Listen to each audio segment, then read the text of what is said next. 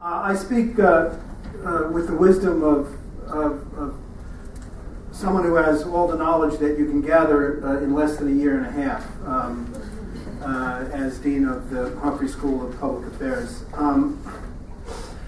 But I want to talk a little bit about our experience, my own experience, and what I have seen as the school's experience on some of these issues, as to continue this discussion of food for thought. When I arrived at the Humphrey School, I found, I think, a very ironic situation in which there was a deep and enduring commitment on the part of the faculty, the staff, and the students to the principles of diversity and inclusion, reflected in the fact that the Humphrey School was proud to be the recipient of NASPA's first annual Diversity Award, which reflects real efforts and achievements in this respect. At the same time, that very award precipitated a conversation among the students at the school along the lines of, why exactly did we get this award? So for me, a lot of the challenge from my perspective, I think, was very much eased in terms of validating and providing what several people have now spoken about in terms of symbolic and more than symbolic leadership for the energies and efforts that already exist at the school. So for me, in the first several months, I decided that given all the work that had been done among faculty, staff, and students, we ought to pull that together in a strategic and action plan to be delivered to the university by the spring of my first year, my first partial year. And we also pulled together a group of members of the community, outside validators and stakeholders.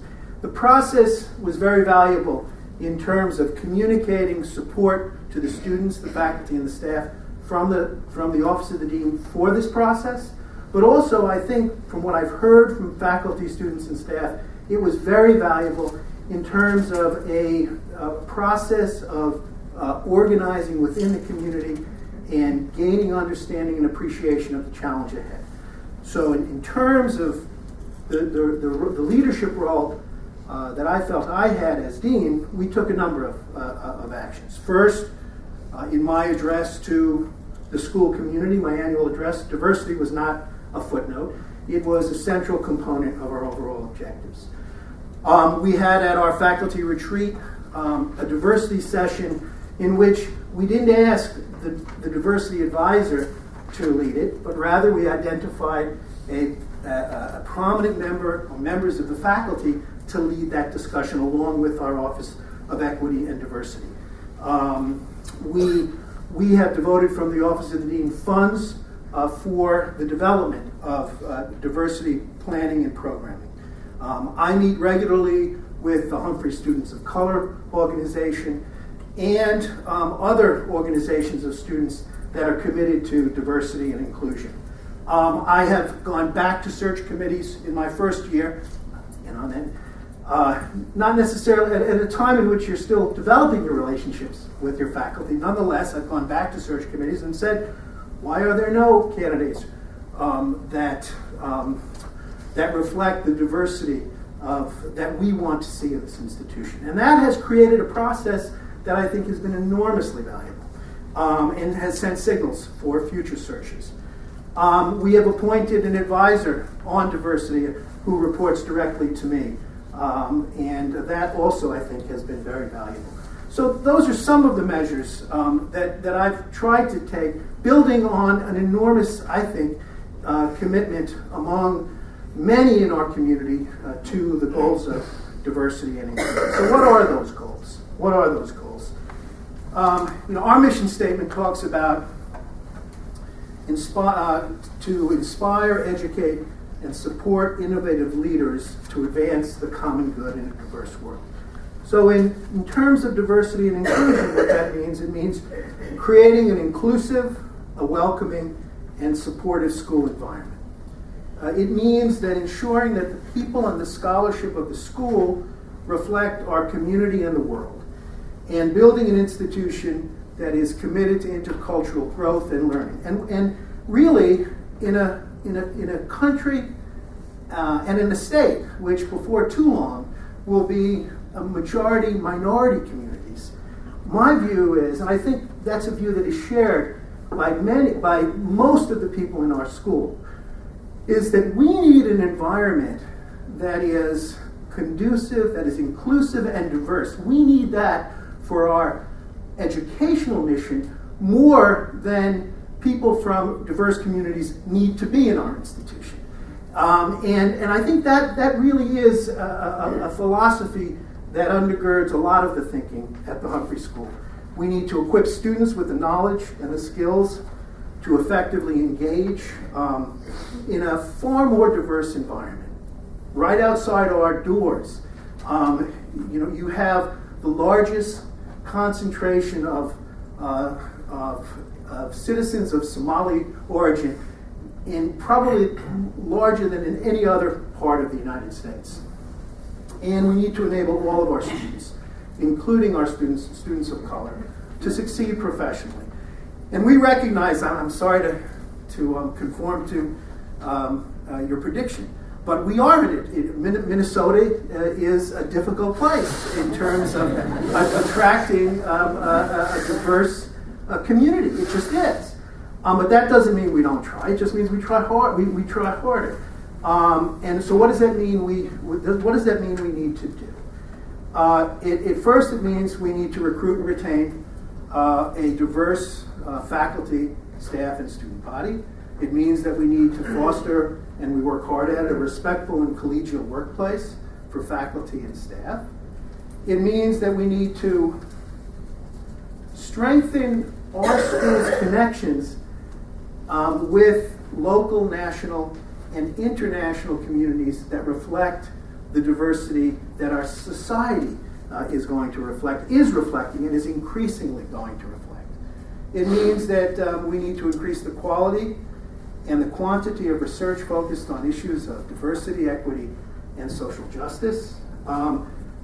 Critically for our school, where I think we've done pretty well, it means we have to create a shared sense of responsibility for building, maintaining, and improving an inclusive school climate.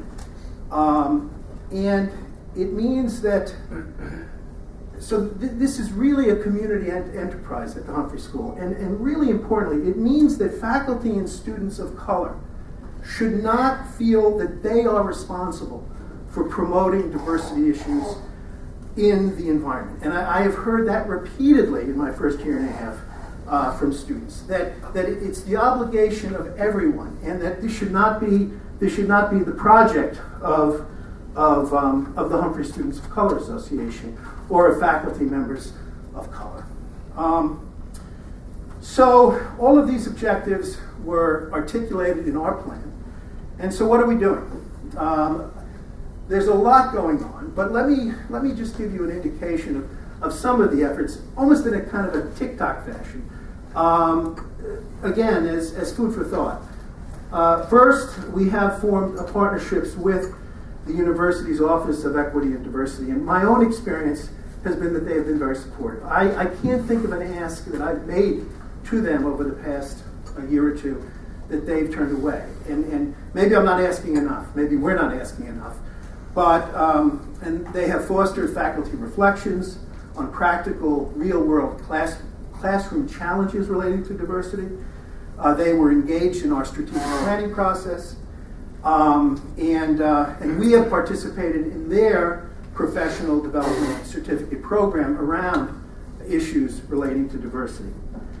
Students of color are actively recruited in the process. We have a special Diversity Days event at the Humphrey School where we fund the travel of students representing diverse backgrounds to the Humphrey School, and I hope we don't sell them too hard, but it is an important project of our admissions process, and it has resulted in many students of color who are at the Humphrey School in the upper Midwest of the United States, from places like South Florida and elsewhere, who would not otherwise be there. It means We are in the process of our MPP reaccreditation process, and we are incorporating diversity issues into core competencies, which is very important in terms of, again, sending signals not only to students but to faculty. We're piloting efforts to include diversity-related measures on student course evaluations. We have peer-led and implemented professional development for faculty, including reflection on real-world classroom applications.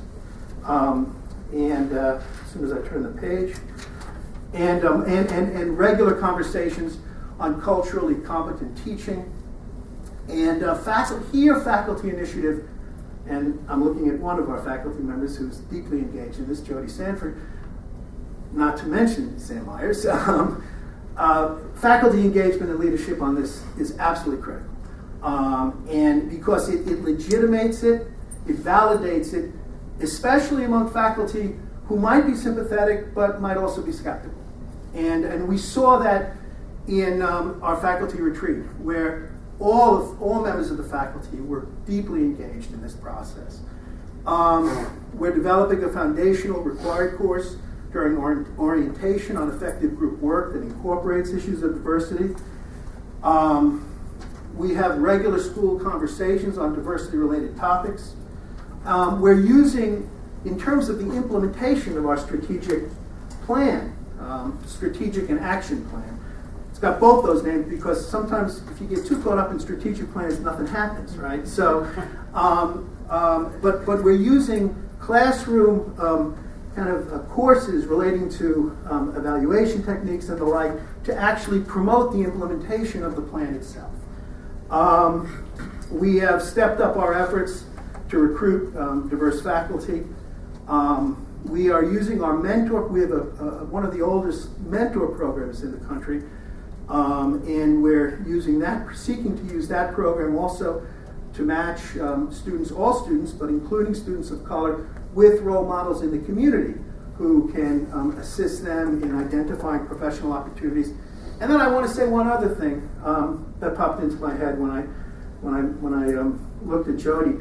Our MPA program, which most one-year master's executive education programs, at least in my experience, are very often focused on making money for the institution and getting people in.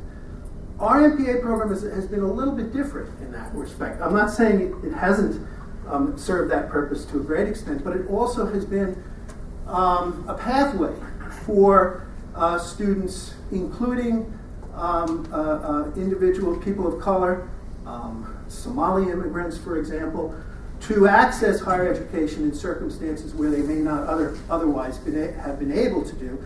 And when Sam made the comment about community colleges, I thought of the profile of some of our MPA students, which match that. And that may be a program or an opportunity that we can try to take greater advantage of. So those are that's some of what's going on at the Humphrey School. Again, let me conclude with something I've said earlier. A critical element of this work is the broad involvement of our entire community, including students. I think this strategic and action plan, which you can find on the web if you're really interested, is an example. It's not a top-down effort, but support and leadership from the top is absolutely critical.